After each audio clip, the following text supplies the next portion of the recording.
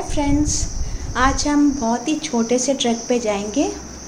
तो आप लोग समझ ही गए होंगे ये ट्रैक कहाँ का है। ये है अद्वैत आश्रम या फिर मायावती आश्रम से स्वरूपानंदा पॉइंट की तरफ हम लोग जा रहे हैं। और मैं आपको बता देना चाहती हूँ, स्वरूपानंद जी का इस आश्रम की स्थापना में बहुत ही बड़ा योगदान रहा है। स्वरूपानंदा जी और मिस्टर सेवियर और मिसेस सेवियर ने मिलकर इस आश्रम के लिए ज़मीन खोजी थी और 1897 से वो स्वामी जी से मिले थे और 1898 में वो स्वामी विवेकानंद जी के शिष्य बन गए थे संन्यास ग्रहण करके। और 1899 में इस आश्रम की स्थापना की गई थी और इस आश्रम के प्रथम अध्यक्ष भी स्वामी स्वरूपानंद जी ही थे।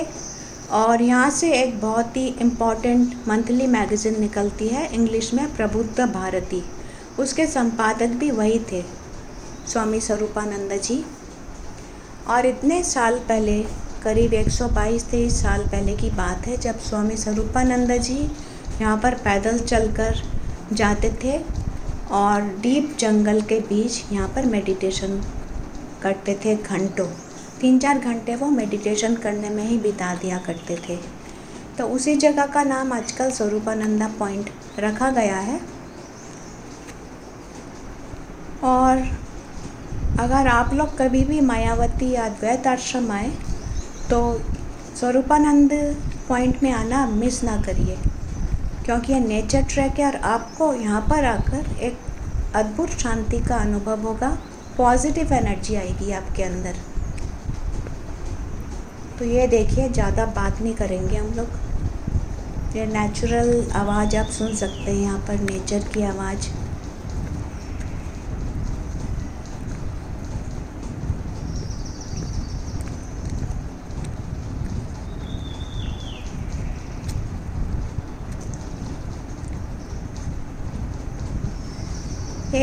एक दिन की बात है, जब स्वरूपानंद जी डीप मेडिटेशन में थे। जब उनकी आँख खुली तो क्या देखते हैं कि उनके सामने एक बाघ बैठा हुआ है और उन्हें बड़े ही ध्यान से निहार रहा है। तो अंदर अंदर से तो उनको थोड़ा डर लगा बाघ को देखकर, पर ऊपर से उन्होंने दिखाया नहीं बाघ को कि मैं डरा हुआ हूँ। बाघ ने भी उन्हें कुछ किया नहीं, पर वो बड़े ध्यान से देख रहा था स्वामी स्वरूपानंद जी की तरफ। तो फिर स्वामी स्वरूपानंद जी वापस आ गए आश्रम में। फिर उन्होंने अपनी एक कहानी मदर सेवियर से कही।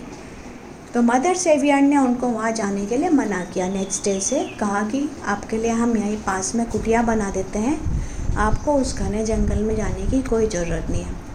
तो तब से उन्होंने वहाँ पर जाना बंद कर दिया और आश्रम के पास ही एक छोटी सी कुटिया उनके लिए बना दी गई।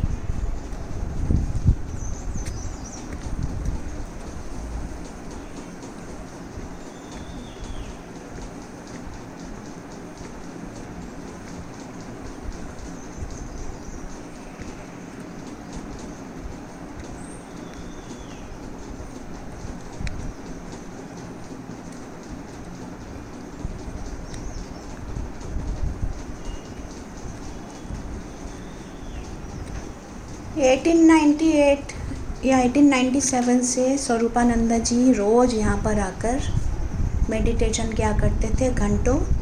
और 1906 तक उन्होंने मेडिटेशन किया, पर लास्ट के दिनों में उनकी जगह बदलकर एकदम आश्रम के पास वाली कुटिया में वो मेडिटेशन किया करते थे। पर यहाँ जितने साल भी वो गए मेडिटेशन करने के लिए,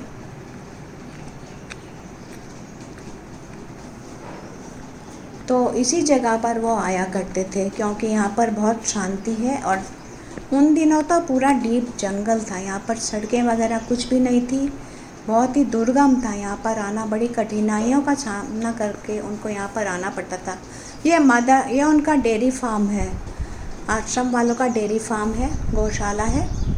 यहाँ पर बहुत सारी गायें इन्होंने रखी हुई हैं, जो आश्रम के सन्यासी और स्टाफ और जितने भी विजिटर्स आते हैं। और इनका एक चैरिटेबल हॉस्पिटल भी है, उनके पेशेंट्स के लिए ये दूध काम आता है।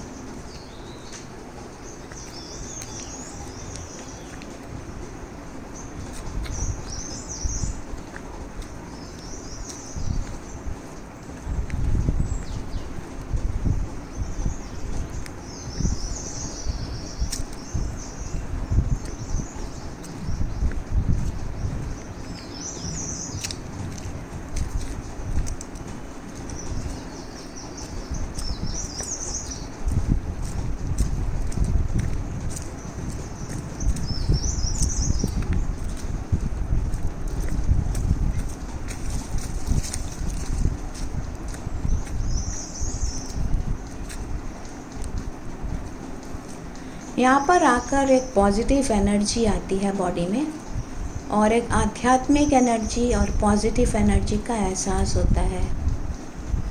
और यहाँ पर आकर आप कुछ देर मेडिटेशन कर सकते हैं।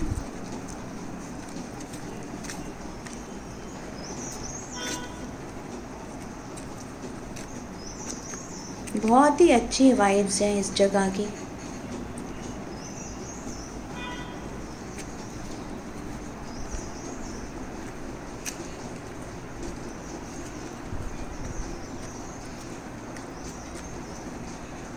हम लोग पहुंच गए हैं। अभी दिखाती हूँ मैं कहाँ पर बैठकर वो मेडिटेशन करते थे।